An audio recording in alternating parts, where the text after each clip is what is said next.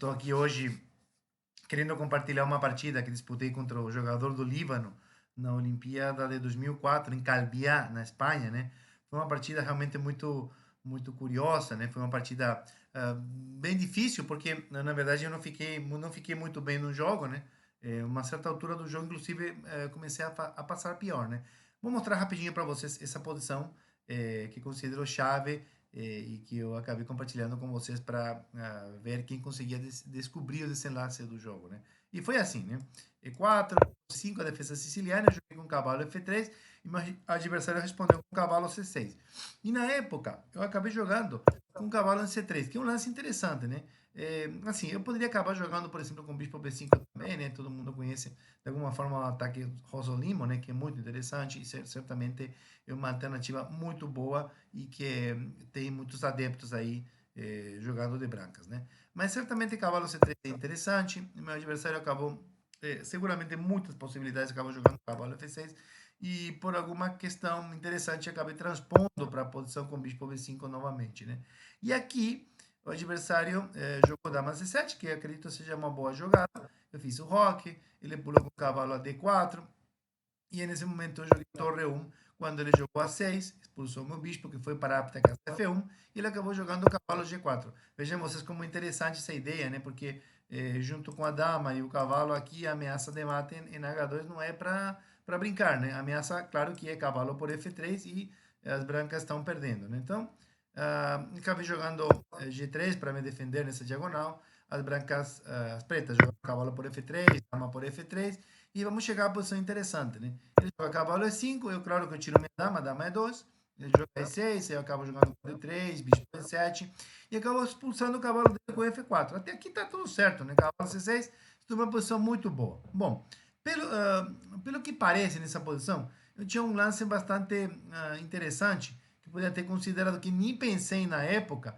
pelo menos e que eu tenho nas anotações da época, eu nem considerei o lance com cavalo de 5 aqui, que é um lance interessante seguramente para ser investigado, né? Mas aqui eu acabei jogando um simples com bispo G2, ele rocou, e eu acabei escolhendo bispo E3, E6 e dama E2, um plano, digamos assim, não tão preciso, né?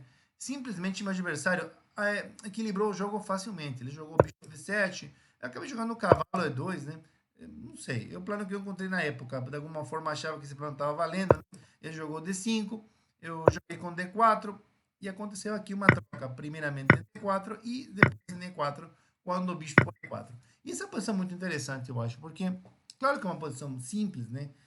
No sentido de que as pretas provavelmente deveriam tentar trocar um par de peças, mas claro que por enquanto as pretas têm que evitar, né? O que vocês podem ver evitar a ameaça cavalo por C6 e claro que a dama junto com o bispo aqui numa bateria de dama e bispo estão atacando o peão de B6. Então claro que ele tinha uma ameaça, né, que provavelmente tomar cuidado. Mas ele acabou jogando com o bispo C5. E essa posição que eu acho muito interessante, porque é uma posição simples, né? Ou seja, em aparência, nós, talvez, quando eu digo a posição simples, é que nós não vamos precisar de grandes cálculos e provavelmente é uma posição que exige algum cuidado, né? E creio eu que era uma posição que, para meu adversário, se apresentou assim: vou trocar um par de peças e vou continuar jogando, né? Uma posição bastante equilibrada, né? E nesse momento, ele levou cavalo por 16. E eu acredito, bom, para quem pensou nessa ideia, né, parabéns, né? Jogada simples, cavalo por 16. Eu acredito que ele considerou que ele podia pegar N3 previamente, fazer um lance intermediário N3. Só que ele não viu que as brancas, talvez ele pensou em dama por E3, talvez ele pensou simplesmente em dama por E3 e continuar jogando a partida, né?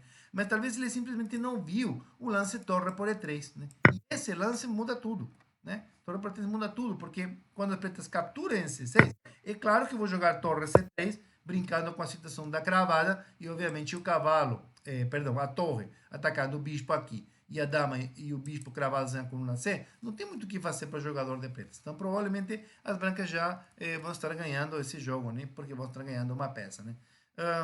Então, nesse momento do jogo, eu acho que ele. Eu não sei, tenho que assumir que aconteceu, que ele pensou que a cavalo por 6 ele podia jogar bispo por C6, né? E claro, é que, então, já de alguma forma, em uma posição um pouco simples, ele cometeu um erro e ele está tentando agora, tentou se virar aí com o que tinha, né? Só que para mim era bastante simples, né? Bispo por C5, quer dizer, não era muito difícil de jogar. Bispo por C5, peão por C5 e dama por C5. E aí, ao todo, já estou ganhando um peão. Talvez não é muita coisa, né? Mas certamente um peão é uma grande vantagem. E se daqui a pouco eu posso transformar simplificar um pouco a posição, né? Afinal, essa seria uma solução técnica, né? Simplificar a posição suficiente para jogar um final com chances muito boas, né?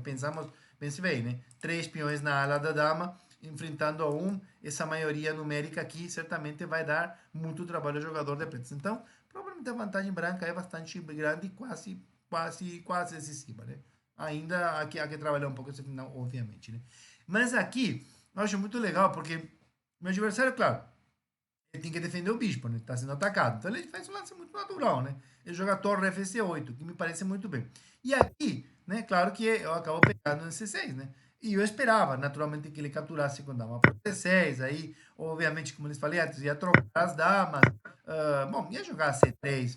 Seguramente ia jogar C3. E meu plano, né? Eu acredito, seria tentar dominar a coluna D e em algum momento, né, seguramente na melhor oportunidade, começar a avançar os peões passados. Né?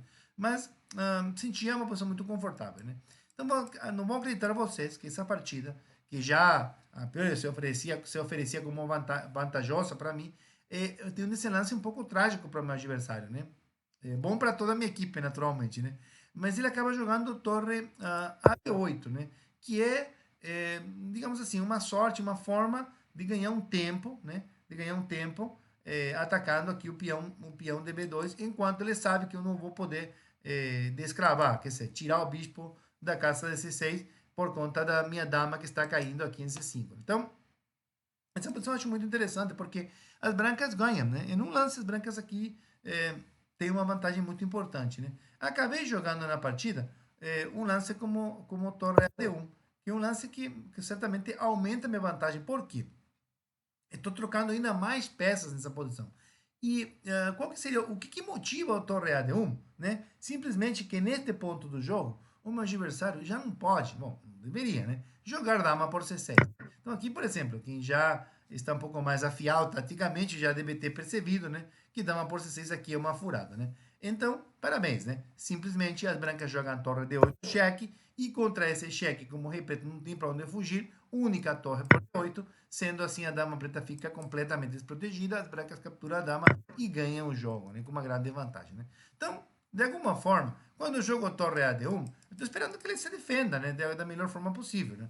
E aqui, na época, eu me lembro de ter pensado que ele iria jogar provavelmente torre D6, torre B6, perdão, ia jogar torre D6 também, e que aconteceria a troca antes mencionada, né? Torre C6, torre C6, a troca de damas, eu ia trocar de bom humor mesmo tudo, porque acredito que esse final ainda, com uma torre só para cada, é ainda mais fácil de transformar em vantagem decisiva que aquele final anterior com duas torres, né? Ainda, mesmo com a vantagem branca, mas era mais difícil de transformar, né? De levar adiante, né? Certamente é vantajoso igual, né? Enfim, e nesta posição, quando eu acabei jogando com torre AD1, né, especulando com essa possibilidade do meu adversário pegar o meu bispo e levar aquele tático, ele acabou jogando H5, né? E quando ele jogou H5, ele me deu um tempo valiosíssimo, né, para acabar jogando um lance decisivo aqui, que é o B4, né? Já que esse lance facilita o quê? Que esse lance facilitador. Ele protege a dama, né? Protege muito bem a dama branca e de alguma forma eu coloquei um ultimato, né? O meu bicho está saindo, o bispo branco está saindo da casa C6. E o seu adversário, por um acaso, ele pegar o bispo em C6 agora, então continua do mesmo jeito torre D8 cheque. E mesmo que o meu adversário tenha rei H7 para fugir, obviamente, do tema ali, eu estaria jogando, no caso, dama por H5 cheque mate, né? Então, assim, nessa posição, vamos supor, e eu vou só mencionar aqui rapidinho, que ele tivesse a ideia de dar um ar para o rei e jogasse H7, né? Do mesmo jeito, essa posição, talvez eu poderia considerar o meu B4 do mesmo jeito, porque se ele jogar dama por C6, eu vou ter sempre o torre D8 cheque. E mesmo que ele tenha rei H7 agora, é claro que eu não tenho mate agora porque já não tem dama por H5, mas simplesmente eu poderia trocar as damas por C6 e contra a torre por C6, por exemplo, capturar a torre B8 obtendo uma vantagem material decisiva, né? Então, nessa partida, o desenlace dessa partida foi assim como eu estou lhes contando, né? Essa partida aconteceu então em Calviá, em 2004, na Espanha, num jogo de Paraguai contra o Líbano, em que eu enfrentei o mestre FIDE Faisal Kairalan. Então, queria compartilhar esse jogo com vocês e espero, sinceramente, que vocês tenham gostado dele. Um forte abraço para todos vocês e nos encontramos no nosso próximo jogo. Tchau, tchau!